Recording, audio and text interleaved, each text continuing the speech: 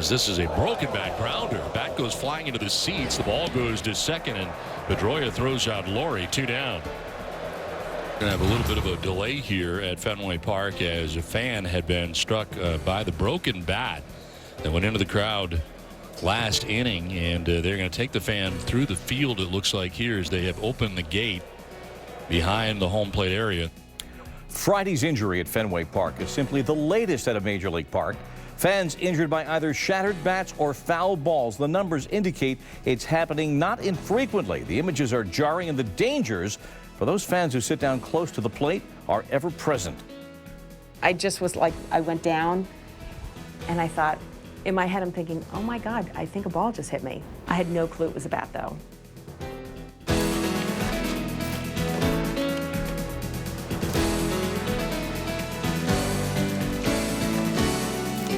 And now, reporting for Outside the Lines, Bob Lee. The pastoral game, played without a clock, in fact, has a dangerous edge to it. Not to play Major League Baseball, but to watch it. The potential became chilling reality Friday in Boston when the barrel head of a maple bat swung by Oakland's Brett Lawrie shattered and struck spectator Tonya Carpenter in the head. At first, she was described by local police as having life-threatening injuries. Monday, her condition was upgraded to fair. The incident has crystallized the dangers for spectators, which can be deadly. Steven Adelman is an attorney who has worked in this field, and he cites the so-called baseball rule of law. That little tiny, and I'm going to a game on Saturday, and I called up my tickets online before to read the disclaimer to get the language that I was writing the show. I mean, it's 3-point type, but it seems to carry a lot of legal weight. It actually doesn't. The language on the back of a ticket is a contract in the strictest legal sense, but it's a very limited type of contract called an adhesion contract. Really, all it does is provide notice, and I agree with you, when it's that small, it doesn't provide very good notice at all. But there is notice inside the ballpark, and there is everywhere notice which goes to the effect of watch out, because there might be balls or bats or objects that are coming off the field. And that's part of the experience of being a baseball fan. And so the baseball rule is just an example of a legal doctrine called assumption of risk, which in this case is based on people going to baseball games for literally more than 100 years. And so we're assumed to understand the risk of objects flying off the field and the corresponding duty to pay attention, or if we don't want to pay attention, sit somewhere where we don't have to. This has never successfully been challenged in all these decades. Well, the baseball rule has been challenged, and so really it's a function of time and location. The time issue with the baseball rule is we're talking only about the time when the ball is in play. So not between innings, not before the game, not after the game, not during batting practice, only when the ball is in play, and location only where you are sitting, where it's reasonably foreseeable that an object might fall off the field and fly into the stands. So it doesn't apply everywhere, not to mascots tossing hot dogs or, people shooting T-shirts out of cannons. Well, the back of my innings. ticket says it does. I looked it up. I mean, it's pregame, it's batting practice, it's promotion. If they're shooting T-shirts at me, I better duck. Again, that goes to notice. It's not legally enforceable.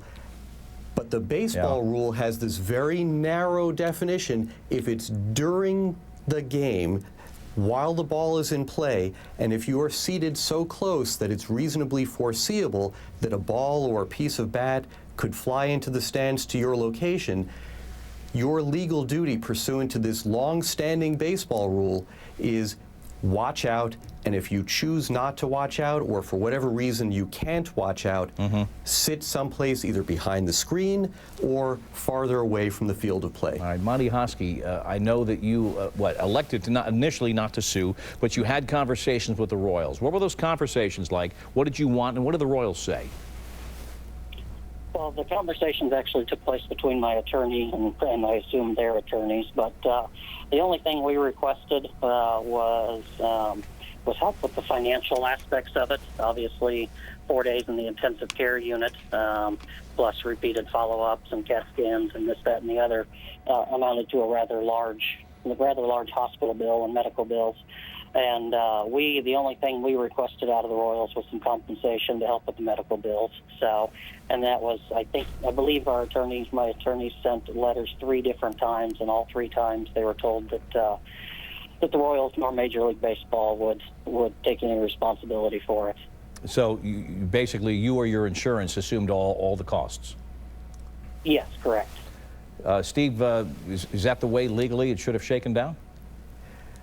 That's the way legally at present it should have shaken down, again, pursuant to this long-standing baseball rule, which is really just an application of a very common old-fashioned legal principle called assumption of risk. There's a more modern legal principle that probably would have at least allowed the conversation to go farther with the Royals and perhaps in this instance with the Red Sox as well. But the closer you are to the field of play, and if it's a ball that's in play or a bat that's used with a ball in play, the more closely the traditional old-fashioned, very harsh baseball rule will apply, and then a club and the major leagues can simply say, no, you have no legal right. And then perhaps they'll do something, and clubs certainly have in other instances, but they don't have to. As a matter of law, they simply don't have to. Thanks to Susan Rhodes and to Monty Hosky and Bob Nightingale and Steve Adelman in discussing the issues involving the dangers of being a fan. On the TV side, we're done at 3 Eastern. Come over to the digital side. OTL Extra, that's the Watch ESPN app